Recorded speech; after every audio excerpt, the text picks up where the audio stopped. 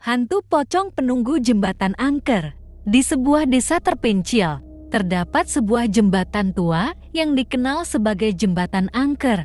Jembatan itu melintasi sungai yang deras, dan cerita menyeramkan tentangnya telah beredar selama puluhan tahun.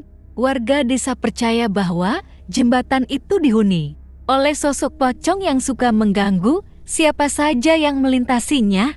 Setelah matahari terbenam, Hikmah, seorang pemuda desa yang pemberani, namun sering dianggap sombong, tak pernah mempercayai cerita-cerita mistis itu.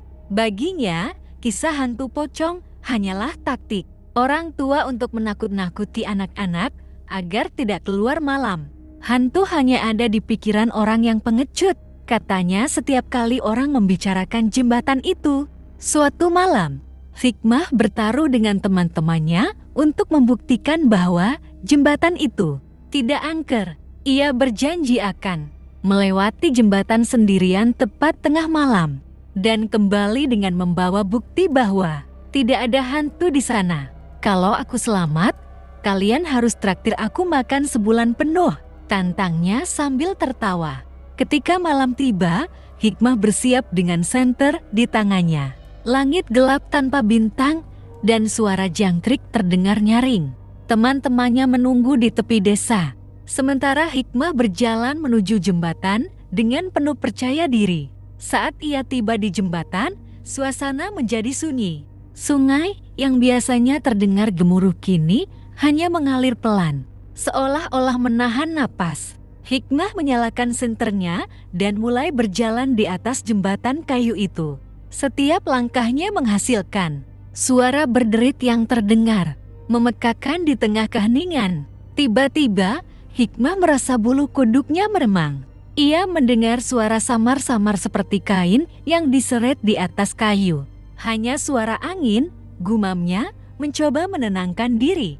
Namun, suara itu semakin dekat. Dan tiba-tiba, ia mencium bau busuk yang menusuk hidung.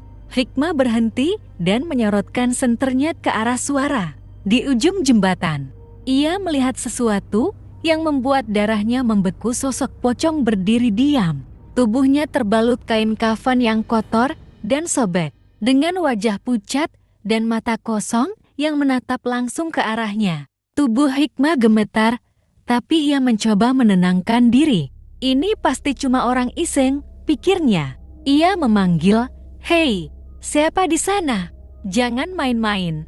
Namun, pocong itu tidak menjawab. Sebaliknya, ia mulai melompat perlahan ke arah Hikmah. Ketakutan mulai menguasai Hikmah. Ia mundur perlahan, tapi kakinya tersandung kayu yang longgar, membuatnya jatuh terduduk. Pocong itu kini hanya beberapa meter darinya. Bau busuk semakin menusuk, membuat Hikmah ingin muntah. "Pergi!" teriaknya sambil melemparkan senternya ke arah pocong. Tapi benda itu tidak berhenti. Pocong itu malah berdiri diam di depan Hikmah, seolah-olah menatap langsung ke dalam jiwanya. Hikmah merasa kakinya lemas. Tiba-tiba, pocong itu berbicara dengan suara serak dan dingin. "Kenapa kau mengganggu tempatku?" Hikmah tidak bisa menjawab. Lidahnya keluh dan tubuhnya kaku karena ketakutan. "Aku dulu manusia sepertimu," lanjut pocong itu, "tapi aku dibunuh di sini, di jembatan ini. Tubuhku dibuang ke sungai dan arwahku tidak pernah tenang. Setiap malam, aku mencari orang yang berani menantang keberadaanku." Hikmah mulai menangis, memohon ampun. "Maafkan aku tidak tahu, aku tidak tahu," katanya dengan suara bergetar. Pocong itu mendekatkan wajahnya ke Hikmah dan bau busuk semakin menyiksa hidungnya. "Kau tidak akan pergi dari sini dengan mudah," kata pocong itu sebelum tiba-tiba menghilang begitu saja. Hikmah merasa tubuhnya ringan dan ia segera bangkit. Ia berlari secepat mungkin meninggalkan jembatan. Tapi ia merasa seperti dikejar sesuatu. Ketika ia akhirnya sampai di tepi desa, teman-temannya terkejut melihat kondisinya. Pakaian Hikmah basah kuyup dan robek, wajahnya pucat, dan ia tidak bisa berbicara selama beberapa menit. Ketika ia akhirnya bisa bicara, ia hanya berkata, Ada pocong di sana." Berita tentang pengalaman Hikmah segera menyebar di desa. Warga semakin takut untuk melewati jembatan itu, bahkan di siang hari.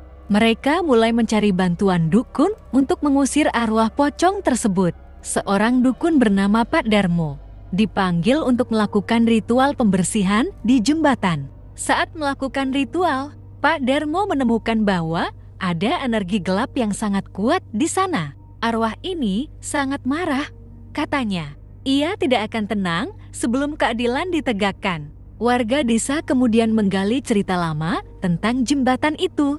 Mereka menemukan bahwa beberapa tahun lalu, seorang pemuda bernama Rudi hilang secara misterius di sekitar jembatan. Dugaan kuat menyebutkan bahwa Rudi adalah korban pembunuhan dan tubuhnya tidak pernah ditemukan. Pak Darmo menyarankan agar warga desa mencari tulang belulang Rudi di sekitar sungai. Setelah pencarian selama beberapa hari, mereka menemukan kerangka manusia di dasar sungai terikat dengan tali. Tulang-tulang itu kemudian dikuburkan dengan layak di pemakaman desa. Setelah prosesi pemakaman selesai, warga berharap arwah Rudi bisa tenang. Namun, beberapa orang masih melaporkan melihat pocong di jembatan itu. Pak Darmo menjelaskan, mungkin dendamnya sudah terhapus, tapi tempat ini tetap menjadi sarang energi negatif. Hati-hati jika melintasinya. Hikmah yang mengalami kejadian mengerikan itu menjadi pendiam dan tidak pernah lagi pergi ke jembatan, bahkan di siang hari. Ia sering bermimpi buruk tentang pocong itu. Dan setiap kali melewati malam, ia selalu mendengar suara kain yang diseret di atas lantai. Jembatan itu kini dibiarkan rusak dan tak terurus. Warga desa membuat jalur baru untuk menghindari melintasinya. Namun, kisah tentang pocong penunggu jembatan angker itu terus menjadi peringatan bagi siapa saja yang meremehkan keberadaan dunia gaib. Pada malam-malam tertentu, orang-orang masih mendengar suara aneh dari arah jembatan seperti suara langkah melompat, diiringi bau busuk yang menyengat. Mereka tahu pocong itu mungkin masih ada di sana, menjaga tempat yang menjadi saksi bisu akhir tragis hidupnya.